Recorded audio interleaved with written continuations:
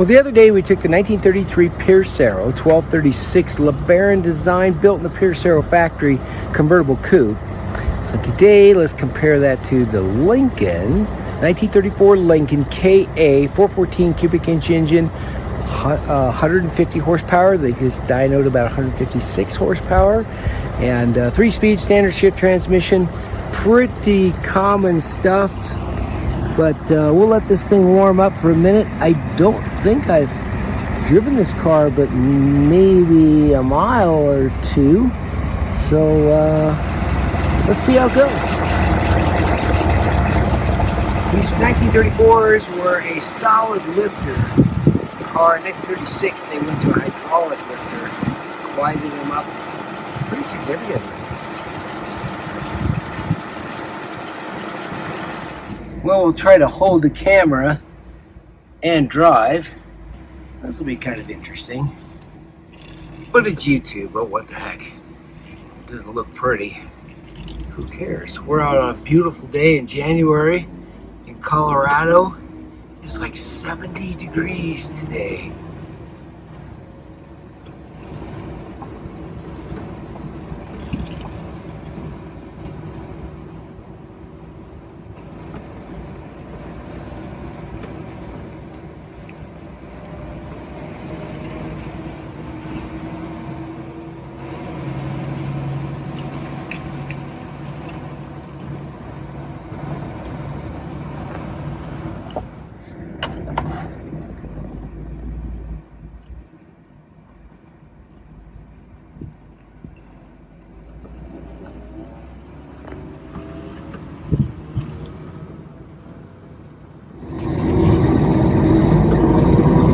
These 414 engines supposedly put out 150 horsepower.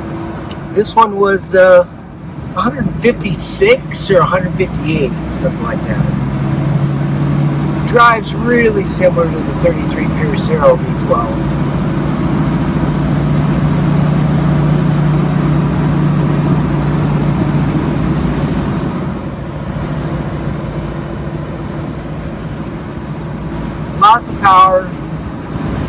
Vacuum assisted brakes, so it's pretty effortless to apply the brakes.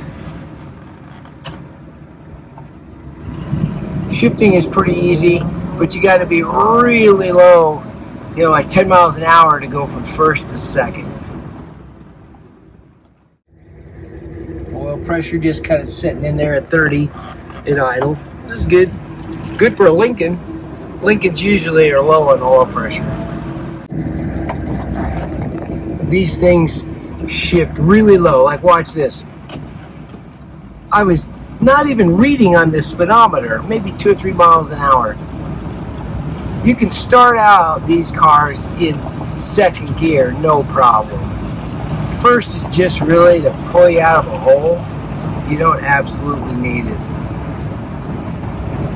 3-speed standard shift transmission, same as in all these classics. Well, shouldn't say all. Packard's had a 4-speed, and so did Chrysler. Chrysler had a 4-speed in 1931. So that's our little drive in a 1934 Lincoln Murray Roadster. It is a pleasurable car. For those guys that like driving these things, man, these Lincolns ride nice. And it has to do with the semi-elliptical spring.